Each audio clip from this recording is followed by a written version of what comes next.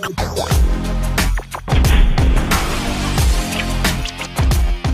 up, Prizefight fans? I'm Brian Tong, and the smartphone wars will never go away. So we're facing off the best of the best. It's a Prizefight punch-out between Apple's iPhone 5S and Samsung's Galaxy S4.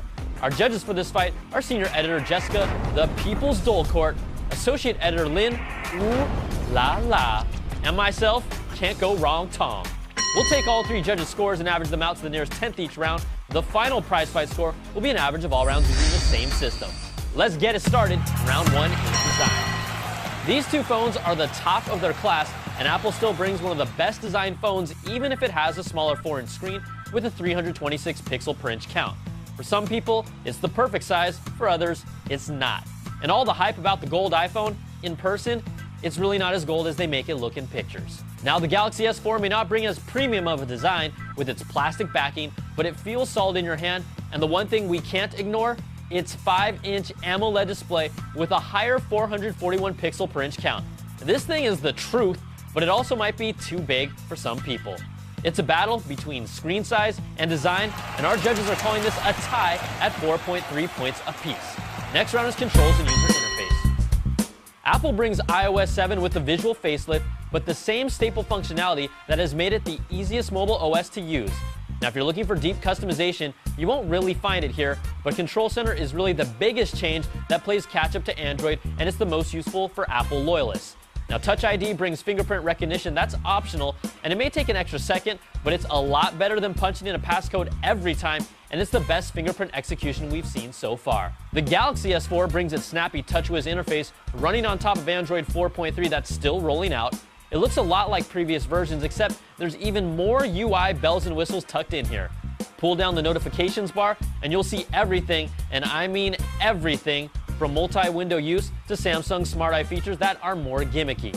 Now, you can navigate the phone by touch or with gestures, and we don't think the interface is bad. The UI is still just as customizable, but it's just not as clean. Now, there's just so much more you can do here, and today's user demands more, so the Galaxy S4 gets a 4.7, and the iPhone 5S gets a 4.3. Now, after averaging 2 rounds, the Galaxy S4 leads. Next round is features.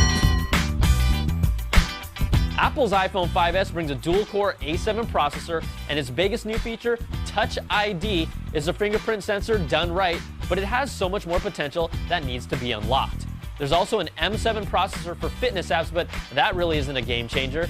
Siri is better, but it's still behind Google Voice, and Apple Maps are better, but they're still behind Google Maps. Now, just like the name implies, the 5S is an improvement from the 5, but not a groundbreaking device. On the other hand, Samsung's Galaxy S4 is jam-packed with features with its 1.9 GHz quad-core processor, so I'll tell you some of the unique things it can do, even if you won't use them all. It has a replaceable battery and memory expansion. You won't find that on the iPhone 5S. It brings multi-window support to run 2 apps at the same time, motion gestures for zooming into pictures, or scrolling up and down a web page with your eyes, or looking at pictures with the wave of a hand like a boss. Now, watch a video, turn away, and the video clip will stop until your eyes return to the screen. It also has S-Voice Drive to keep your eyes on the road, and it can even be used as a fitness device. It also brings the Watch On app to act as your TV remote. And that's still not everything. Now, can you guess who takes this round? The Galaxy S4 gets a 4.7, and the iPhone 5S gets a 4. Next round is web browsing and multimedia.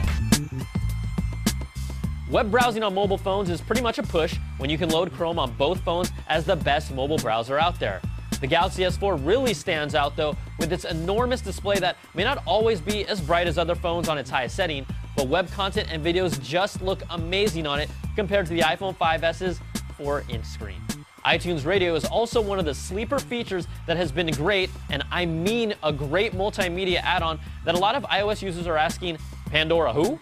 Now, when it comes to photos, the iPhone 5S's 8-megapixel camera tends to take photos that are a little sharper and more saturated compared to the S4's 14-megapixel camera.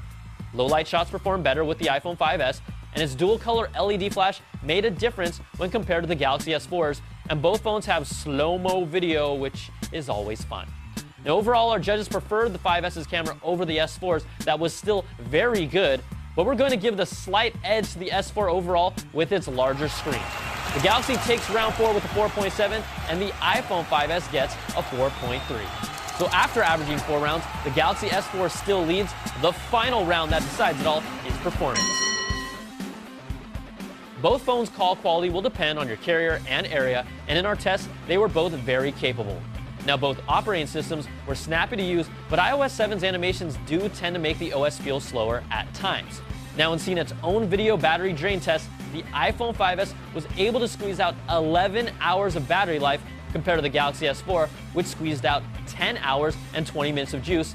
And the reality is that a larger screen means less battery. Now, in the Geekbench 3 benchmark tests, the iPhone 5S clearly dominated the Galaxy S4 as well, but the reality is that both of these phones feel fast and snappy in real-world tests. Now, performance matters, and the judges are giving the iPhone 5S a perfect 5, and the Galaxy S4 gets a 4.3.